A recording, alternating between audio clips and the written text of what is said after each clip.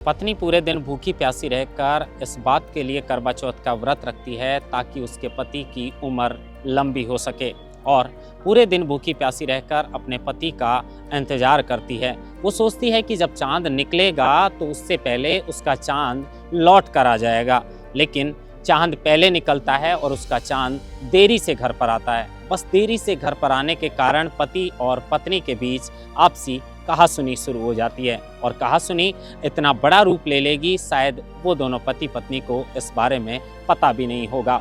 पत्नी रूस कर घर से निकल जाती है। पति को लगता है कि शायद यहीं पर होगी, लेकिन कुछ देर में जब वो नहीं लौट कर आती है तो पति भी उसको पीछे पीछे ढूंढने के लिए निकल जाता है।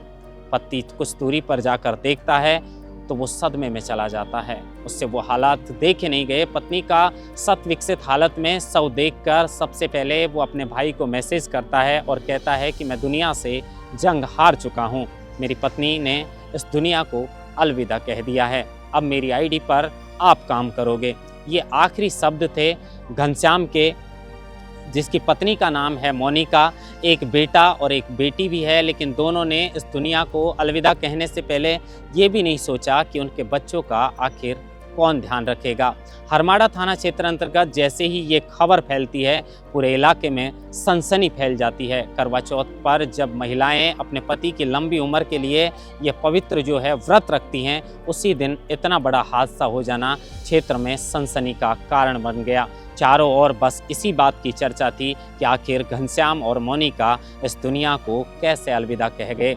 लेकिन देरी से घर आने का कारण और आपसी कहासुनी इतने बड़े घटना का कारण बन जाती है कि वो दोनों दुनिया को अलविदा कह जाते हैं। इसलिए परिवार में अगर आपसी छोटी मोटी कहासुनी भी हो तो इस तरीके से इतने बड़े कदम उठाने से पहले सोचना ज़रूर चाहिए, क्योंकि अब वो बेटा और वो बेटी पूरी ज़िंदगी भर अनाथ के रूप में रहेंगे। हालांकि उनकी परवरिश भले ही उनका भाई करे, लेकिन माता और पिता अब उन्हें इस जीवन में दोबारा नहीं मिल सकते।